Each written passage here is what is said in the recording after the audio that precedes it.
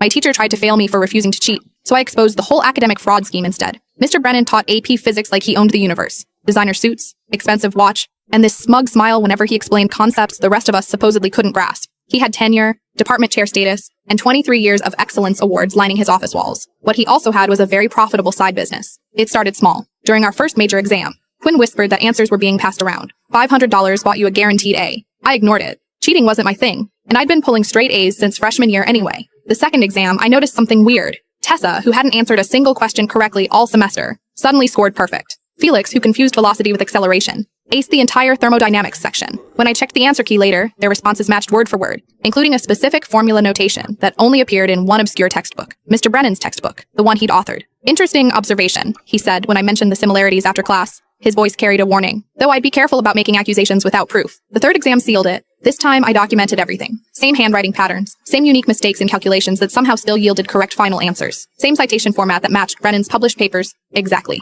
I confronted him directly. You're selling answers, I said, placing printouts of the evidence on his desk. He barely glanced at them. Prove it, he said calmly. And remember, I grade your papers. I write your recommendations. One word from me to admissions committees, and your future disappears. That's when he made his mistake. He started grading my work differently. Suddenly, my lab reports were poorly structured. My homework showed fundamental misunderstandings. Problems I'd solved correctly became inadequate explanations. My A average plummeted to a D+ in 3 weeks. Other students noticed. Just pay him, Quinn urged. It's easier than fighting. But fighting was exactly what I intended to do. I spent 2 weeks building my case. Screenshots of the cheating group chat, bank records showing payments to Brennan's consulting company, timestamped photos of answer sheets being distributed, video of him handing Felix a folder the morning of our final exam. The breakthrough came when I discovered his pattern. Every consulting fee was exactly $500. Every payment occurred the night before major exams. Every student who paid saw their grades jump dramatically, regardless of their actual performance. I submitted everything to the principal, the school board, and the state education department simultaneously. The investigation took 6 days. They found systematic grade manipulation going back 4 years, evidence of answer sales totaling over $47,000, forged transcripts for students applying to elite universities, even bribes to other teachers for favorable recommendations. Brennan was arrested during 5th period. Security escorted him out in handcuffs while his AP classes watched through the windows. The aftermath was swift.